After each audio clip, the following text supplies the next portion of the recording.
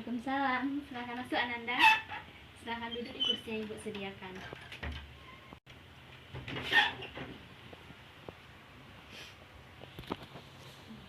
Ada yang bisa Ibu bantu? Ada Bu, saya mempunyai sedikit permasalahan karena saya tidak dapat menentukan keputusan saya Bu. Begitu. Sebelumnya apakah Ananda sudah pernah melakukan konseling? Belum Bu. Tentu Ananda belum paham ya bagaimana proses dalam konseling. Baik, saya akan menjelaskan bahwa konseling merupakan proses suatu pertemuan tatap muka atau empat mata yang dilakukan oleh konselor kepada klien. Dalam hal ini saya sebagai konselor dan Ananda sendiri sebagai klien. Nah, tujuan dilakukan konseling ini yaitu agar semua permasalahan yang mengganggu pikiran atau perasaan ataupun segala sesuatu yang tidak mengenakan bagi diri Ananda, yang hal demikian juga mengganggu pemikiran Ananda. Nah, jadi hal-hal yang demikian nantilah yang akan dicarikan solusi untuk mengentaskan permasalahan Anda secara kemandirian, di mana tujuannya juga untuk menciptakan kemandirian dalam diri Anda sendiri untuk mencari solusi dan mengentaskan permasalahan Anda. Kemandirian itu apa ya Bu? Baik, Ibu juga akan menjelaskan bahwa kemandirian merupakan suatu cara yang dilakukan oleh individu di mana nantinya Anda sendiri untuk dapat memahami, menerima, serta mengambil keputusan dan tindakan dan mewujudkan diri Anda sendiri dalam mengentaskan permasalahan yang Anda hadapi nantinya. Tetapi saya takut Bu.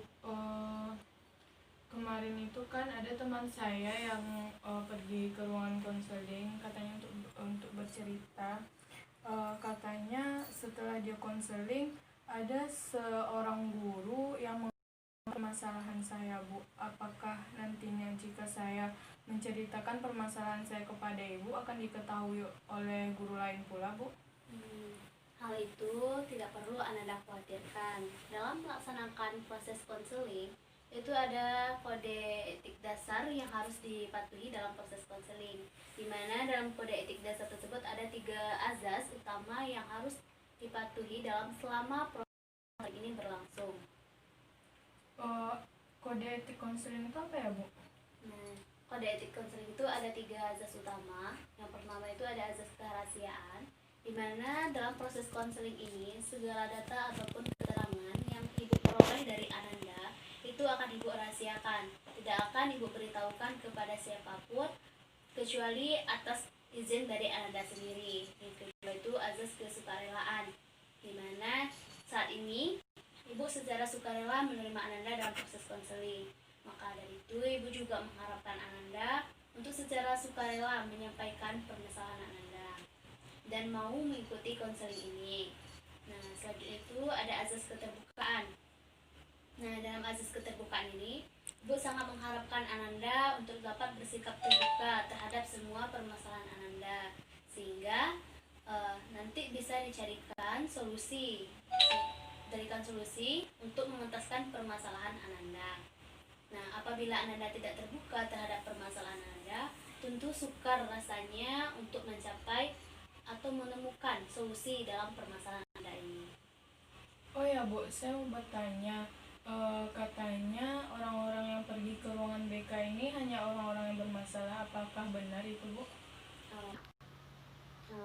Itu merupakan pandangan yang salah Ananda. Justru setiap siswa yang datang ke ruang BK ini akan dibantu untuk mencapai kehidupan yang semulanya tidak efektif menjadi kehidupan yang efektif.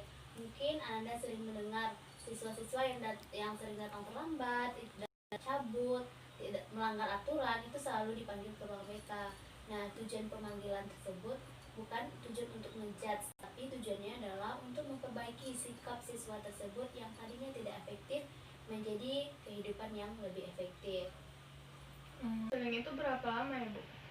Kalau waktu dalam konseling itu relatif Ananda bisa 1 jam, 2 jam, itu tergantung nantinya bagaimana cara kita menemukan solusinya. Gitu.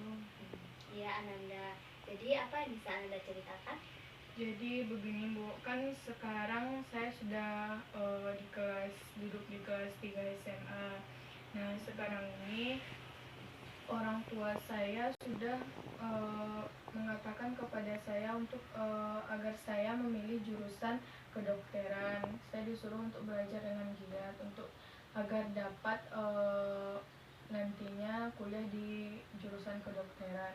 Tetapi saya tidak mau di jurusan kedokteran itu karena saya merasa tidak mampu. Hal yang menjadi permasalahan bagi saya saat ini, bagaimana caranya saya agar dapat mengatakan atau membantah orang tua saya karena saya tidak mau jurusan itu. Jadi Ananda tidak mau di jurusan yang disarankan oleh orang tua Ananda. Iya, Bu. Apakah Ananda sudah mengatakan kepada orang tua Ananda alasan Ananda ingin di jurusan apa gitu dan tidak mau di jurusan kedokteran? Sudah diberikan kepada orang tua alasannya apa?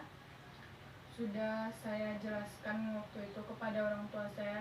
Saya katakan saya tidak mau, kenapa saya tidak mau mengikuti permintaan orang tua saya yang kuliah di jurusan kedokteran itu, karena saya merasa tidak mampu, kemampuan saya tidak ada di kedokteran tersebut, Bu. Dan saya maunya menjadi seorang guru, tetapi orang tua saya tidak mau. Jadi Ananda merasa tidak mampu untuk kuliah di jurusan kedokteran. Lalu bagaimana perasaan Ananda setelah orang tua Ananda tetap kekeh harus masuk ke jurusan kedokteran? Perasaan saya sangat sedih, kacau, dan saya merasa frustasi karena saya memikirkan apakah jika memang dia kan menyuruh, orang tua saya kan menyuruh saya belajar dengan giat sekarang, dan orang tua saya memasukkan saya les. Jika nanti saya lulus di jurusan kedokteran itu, takutnya saya merasa sekarang ini takutnya saya itu tidak mampu, takut stres gitu, Bu. Jadi dalam diri Ananda ini ada beberapa ketakutan yang akan terjadi. Jadi sekarang Ananda merasa bingung juga ya, takut tidak bisa menyelesaikan kuliahnya nanti di kedokteran. Iya, Bu. Nah, lalu bagaimana apa tindakan Ananda dalam menyelesaikan permasalahan ini? Waktu itu saya sudah bercerita kepada teman dekat saya, Bu. Tapi teman dekat saya tidak memberikan solusi. Dia memberikan solusi yang bertentangan dengan saya. Katanya turuti saja kata orang tua. Nah, di sini saya tidak mau untuk menuruti kata orang tua tersebut. Saya tidak mau di jurusan itu. Tetapi teman saya itu menyuruh saya untuk mengikuti permintaan orang tua saya. Jadi saya merasa bingung, Bu. Itu makanya saya pergi bercerita kepada ibu.